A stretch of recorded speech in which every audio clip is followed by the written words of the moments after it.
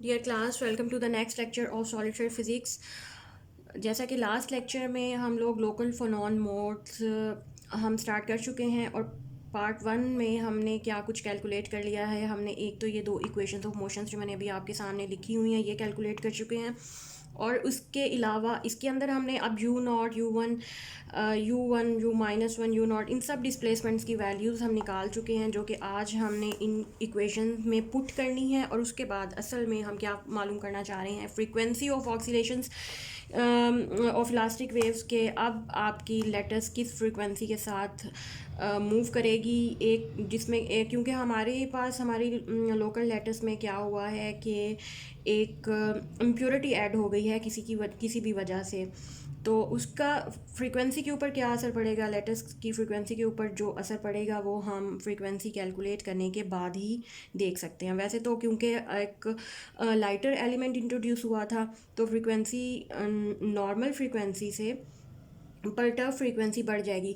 अच्छा, अब perturb frequency या परटर्ब मोड क्या होता है, जब भी आपके क्रिस्टल स्ट्रक्चर में कोई डिसलोकेशन प्रोड्यूस हो जाए उसको आप परटर्ब कहते हैं। मतलब आपकी लेटेस्ट लेट सम हाउ किसी तरह भी चेंज हो गई है, उसकी प्रॉपर्टीज़ उस जगह से पहले वाली प्रॉपर्टीज़ या नॉर्मल प्रॉपर्टीज़ जैसी नहीं रही, तो इसको पर्टर्बेशंस भी कहते हैं या चेंज होना कहते हैं। तो अब हम देखते हैं कि जो हमारा अब जो नई लेटर्स है, क्रिस्टल स्ट्रक्चर है, उस पर उसकी फ्रीक्वेंसी या पर्टर्ब फ्रीक्वेंसी जो कि हमें अंदाज़ा तो हो चुका है कि वो बढ़ जाएगी उस लोकेशन पे, उसको निकाल के हम चेक करते हैं कि क्या वैल्यूज़ आएंगी फ्रीक्वेंसी की। अच्छा, फ्रीक्वेंसी कैलकुलेट करने के लिए अब हम इन डेरिवेटिव्स की और डिस्प्लेसमेंट की सारी वैल्यूज़ इसके अंदर पुट करेंगे। लास्ट इक्वेशन में मैं दे चुकी हूँ कि हम ये सारी वैल्यूज़ कैलकुलेट कर चुके हैं। यहाँ पर भी आप देख लीजिए कि ये values u1, u2, you minus one, u not की एक तरतीब के साथ कैलकुलेट करके रखी हुई हैं, और यू नॉट डिस्प्लेसमेंट की वैल्यू भी, जो कि ओरिजिनल एटम जहाँ पे m डिस्प्लेस हुआ था, वो वैल्यू भी निकाल के रखी हुई है। सारी वैल्यूज़ आपने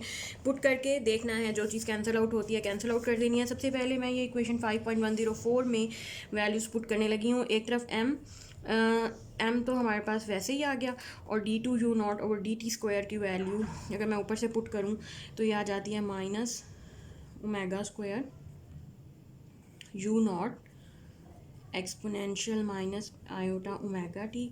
और इसके दूसरी तरफ भी एक इक्वेशन बनेगी बीटा, ये वाला।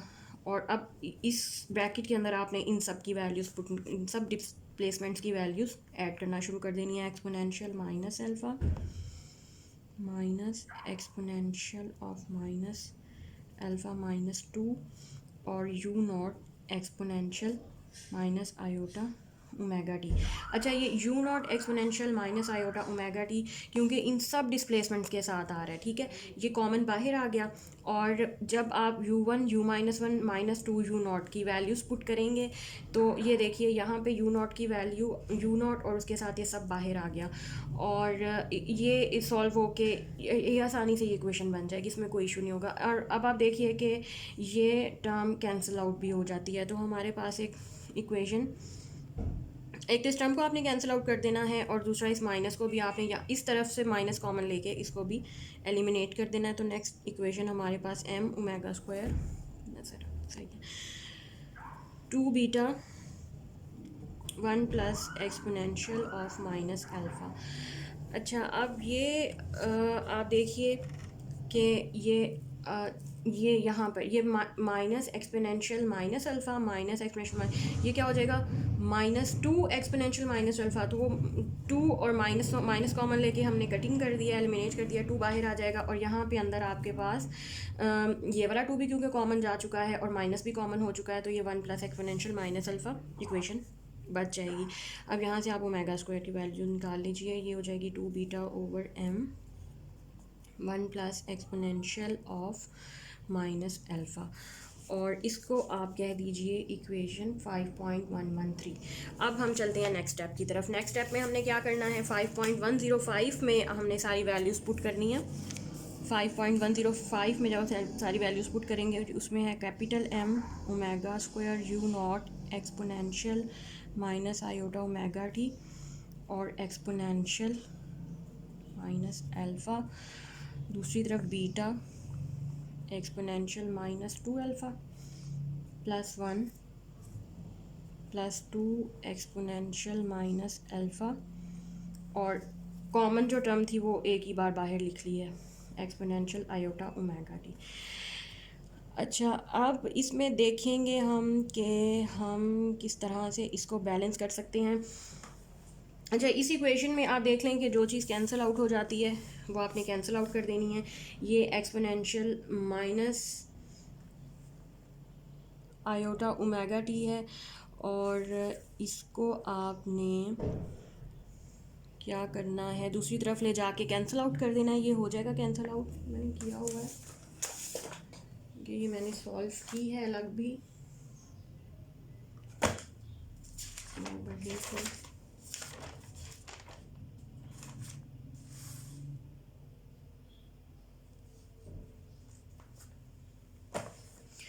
ठीक है, ये आपका कैंसिल आउट हो जाएगा। जोन से फैक्टर बाकी बचेंगे m ओमेगा स्क्वायर एक्सपोनेंशियल ये वाला माइनस अल्फ़ा।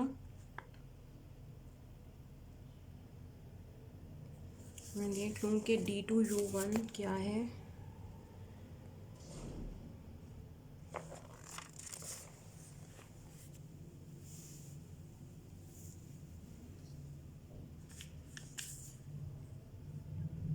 और इक्वल्स टू बीटा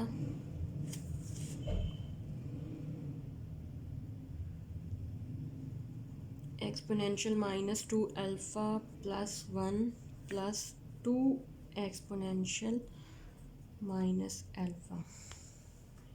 अच्छा, इसमें एक चीज़ मैं सोच रही हूँ कि ये इधर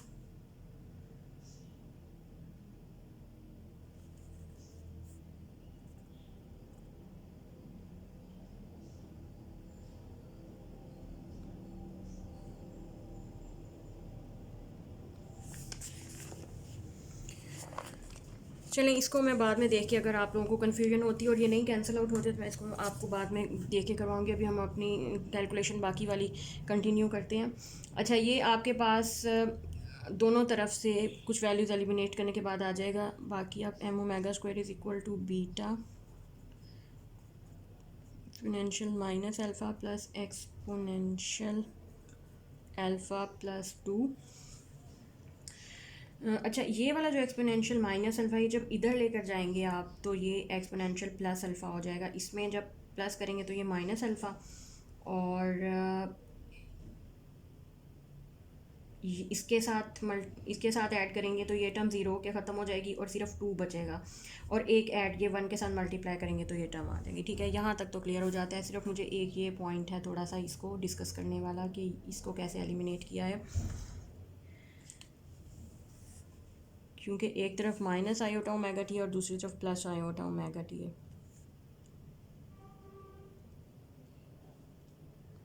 चलें, अच्छा, ये इक्वेशन आपके पास आ जाएगी,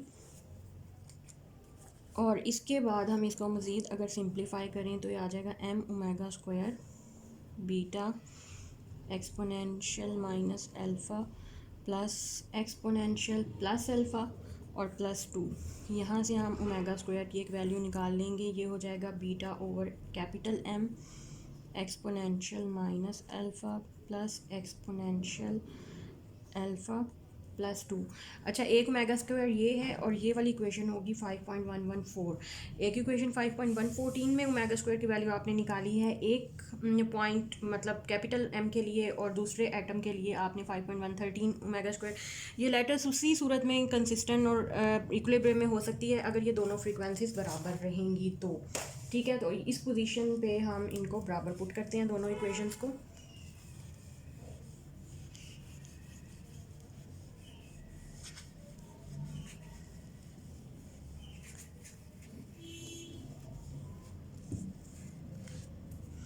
इस तरफ भी e raise to the power minus iota omega t आना चाहिए और इसको फिर कैंसिल आउट होना चाहिए।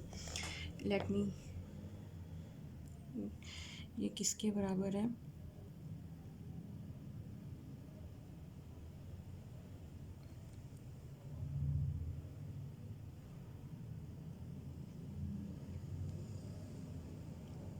जी बिल्कुल, ये ऐसे ही है, मैंने अभी गलती ये निकाल ली है।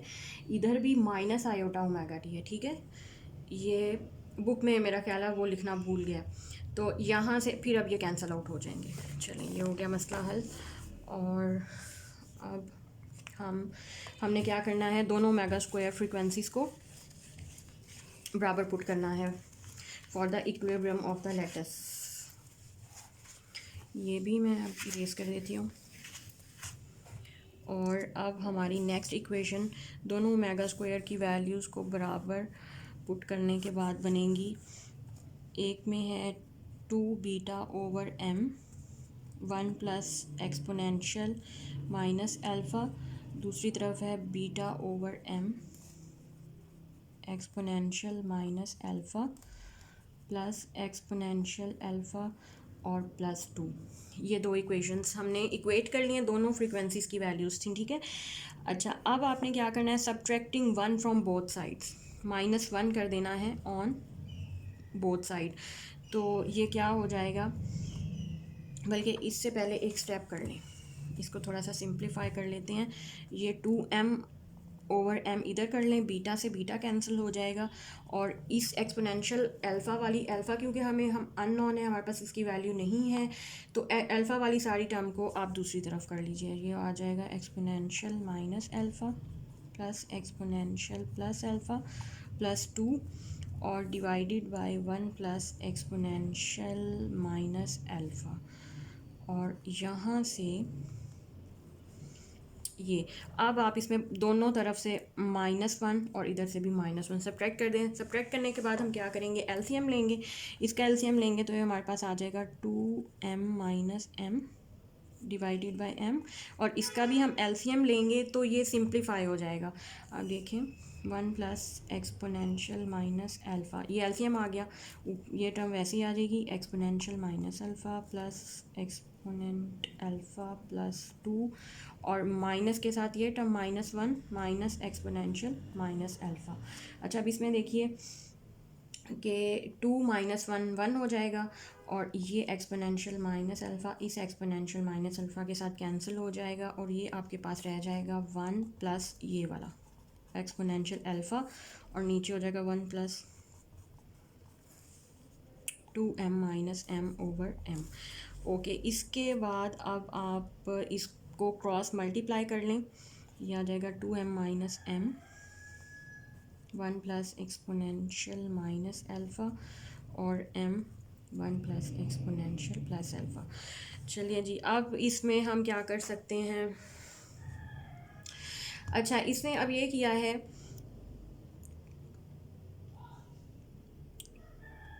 कि 2m माइनस m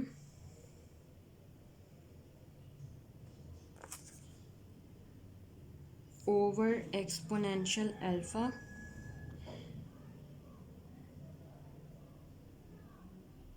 आप यहाँ से यूँ करें कि एक्सपोनेंशियल माइनस अल्फ़ा कॉमन ले लें, ठीक है। आप जब यहाँ से कॉमन लेंगे तो वो ये नीचे लिखा हुआ आ जाएगा, क्योंकि ऊपर माइनस अल्फ़ा आपने कॉमन लिया ना, मतलब पावर में माइनस है, जब वो यहाँ लिखेंगे तो वो प्लस आएगा नीचे। तो इधर क्या बचेगा, इधर बचेगा 1, इसकी जगह पे 1 आ जाएगा ना, क्योंकि ये हमने कॉमन ले लिया, वो 1 मैंने पहले लिख दिया, प्लस और इस 1 की जगह पे आ जाएगा एक्सपोनेंशियल अल्फ़ा।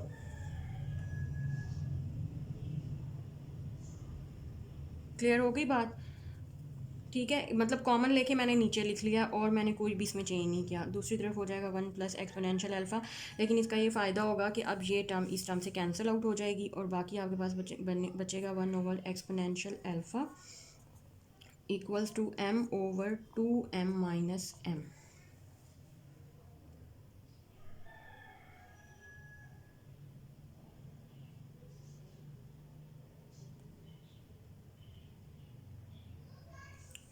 इसके बाद आप इसको ऊपर लेकर जाएंगे तो वापस ये एक्सपोनेंट माइनस अल्फ़ा बन जाएगा, ठीक है। रेसिप्रोकल लिखा हो तो ऊपर लेकर जाएंगे m over 2m minus m। और अब substituting for exponential minus alpha की वैल्यू हमारे पास आ गई है। अल्फ़ा क्योंकि अननोन था, अब ये मैसेज की टर्म में आ गया तो अब हमारी इक्वेशन भी सिंप्लीफाई हो जाएगी। यहाँ से आपने इसकी वैल्यू, इस इक्वेशन को कह दें 5.115, यहाँ से आपने इसकी वैल्यू लेनी है, और ओमेगा स्क्वायर की जो इक्वेशन हमने ओमेगा स्क्वायर फ्रीक्वेंसी ली थी उसमें आपने पुट कर देनी है, ठीक है।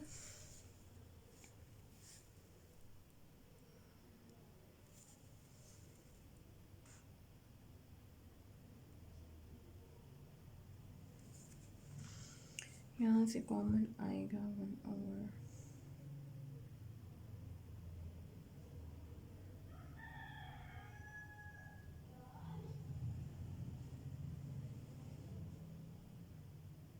ठीक है। अच्छा, अब आपने क्या करना है कि एक्सपोनेंशियल अल्फ़ा की वैल्यू ओमेगा स्क्वायर में पुट करके ओमेगा स्क्वायर की वैल्यू निकाल लेनी है। बस अभी हमारे लास्ट स्टेप्स हैं। अब इक्वेशन 5.113 में एक्सपोनेंशियल माइनस अल्फ़ा की वैल्यू पुट की तो ये इक्वेशन हो जाएगी omega square is equal to 2 beta over m 1 plus m over 2m minus m। तो ये वैल्यू पुट कर दी, ठीक है। अब आप इसको सॉल्व कर लें। ओमेगा स्क्वायर के लिए हम इसको सॉल्व करेंगे 2 बीटा ओवर m, यहाँ पे एलसीएम ले लें 2m minus m, 2m minus m plus m cancel, 4 beta capital M 2 capital M minus m square. और अब इसको कैसे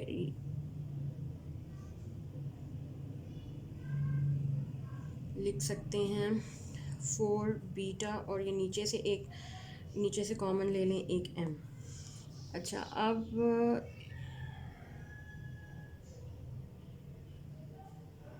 m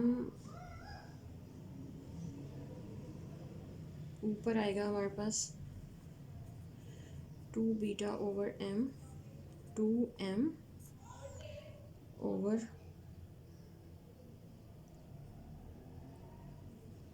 2m माइनस m, ठीक है, ये चीज़ आएगी। और इससे हमने बना लिया 4 बीटा m 2mm और माइनस m स्क्वायर, ठीक हो गया ये। उसके बाद अब हमारे पास आ जाएगा 4 बीटा ओवर m स्क्वायर, एक m से मल्टीप्लाई कर दें, एक से डिवाइड कर दिया, ये आ जाएगा 2mm माइनस m स्क्वायर।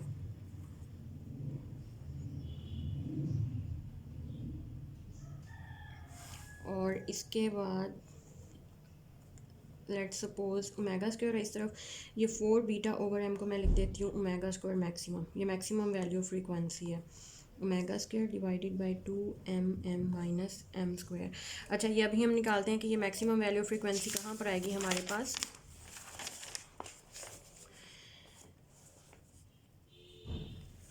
इसको हम कट ऑफ फ्रीक्वेंसी भी कह सकते हैं अनपर्टर्ब्ड लेटर्स की, और ये तब हमारे पास आएगी जब m is equal to m होगा, मतलब कि अनपर्टर्ब्ड है, कोई स्मॉल m इंट्रोड्यूस नहीं हुआ, ठीक है। इस कंडीशन में अगर ये कंडीशन सेटिस्फाई होती है तो अब आप इसको यहाँ पुट करें और देखें कि ओमेगा अगर ये कंडीशन पहले इस इक्वेशन में लगाएं तो ओमेगा स्क्वायर मैक्सिमम आपके पास आएगा 4 बीटा ओवर m, कंडीशन क्या, m is equal to m, ये ऊपर m स्क्वायर है, नीचे भी 2m square minus m square हो जाएगा, ये m स्क्वायर ऊपर नीचे से कैंसिल आउट हो गया, तो ये ओमेगा स्क्वायर मैक्सिमम आपके पास बना 4 बीटा ओवर m, ठीक है। ये मैक्सिमम फ्रीक्वेंसी है, कब हो सकती है, या अनपर्टर्ब्ड मैक्सिमम फ्रीक्वेंसी है, कब आ सकती है, जब m is equal to m होगा, तो ये क्लियर हो गया।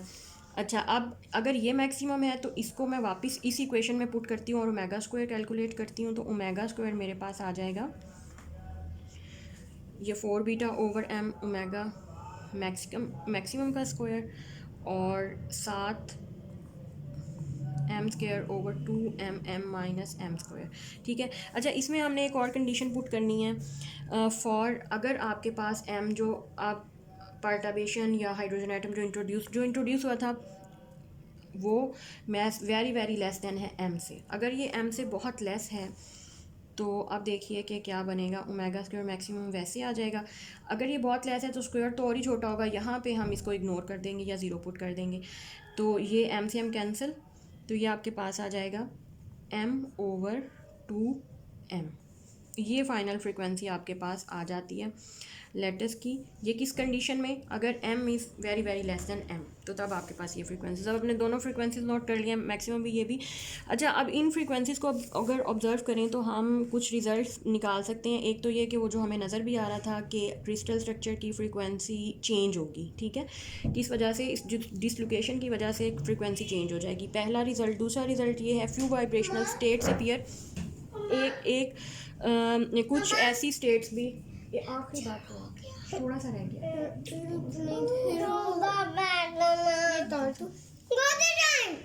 गोदी टाइम अभी ठहर के।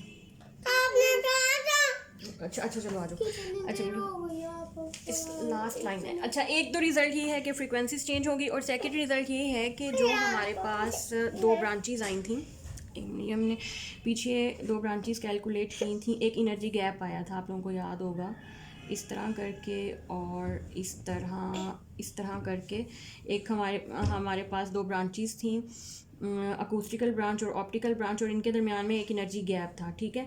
एनर्जी गैप की यहाँ पे कोई एनर्जी स्टेट, कोई फ्रीक्वेंसी एग्जिस्ट नहीं कर सकती, ये इसकी कंडीशन थी। लेकिन जो परटर्ब लेटस होगी उसमें यहाँ पर भी कोई ना कोई फ्रीक्वेंसी, इस फॉरबिडन रीजन में भी कोई फ्रीक्वेंसी एग्जिस्ट कर सकती है। तो ये दो अनकॉमन रिज़ल्ट आए हैं एक तो, और एक मैंने, ये हमारा टॉपिक आज का ख़त्म हो गया। इसके अलावा एक चीज़ मैंने पीछे एक ग्राफ छोटा सा इसी टॉपिक में है, शेफर ने ये ग्राफिकल वैल्यूज़ निकाली थी कि कितने पोटेशियम क्लोराइड के क्रिस्टल स्ट्रक्चर के लिए कि किस तरह से फोनॉन्स एब्जॉर्ब हो सकते हैं टेम्परेचर के साथ। उसने ये मैंने आपको कल नहीं करवाई, आज मैं जल्दी करवा देती हूँ। देयर आर नंबर ऑफ फोनॉन्स 54, 56, 58, 60, 63, और यहाँ पे एब्जॉर्प्शन कोफिशिएंट है C, एब्जॉर्प्शन कोफिशिएंट C/m। तो अब ये कोफिशिएंट डिफरेंट टेम्परेचर्स के ऊपर ये लोकलाइज फोनॉन मोड में शेफर ने कैलकुलेट किया, और डिफरेंट कर्व्स देखें आपके पास। एक कर्व हाई टेम्परेचर पे कर्व आ रही है इस तरह से, ठीक है, ये टेम्परेचर है 194 केल्विन, और उसके बाद टेम्परेचर लो किया गया 90 केल्विन, तो उस पर आपके पास एक कर्व आई है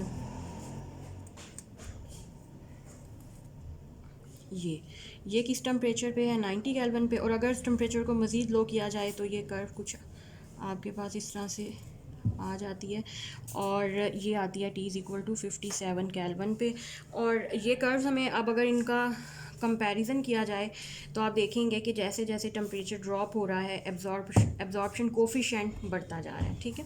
ये शेफर का कैलकुलेटेड रिज़ल्ट था for crystal structure of potassium chloride की केस में, कि किस तरह से लोकल फोनॉन मोड्स जो हैं वो उनमें फोनॉन्स क्रिएट होते हैं या एब्जॉर्ब होते हैं विद रिस्पेक्ट टू टेम्परेचर।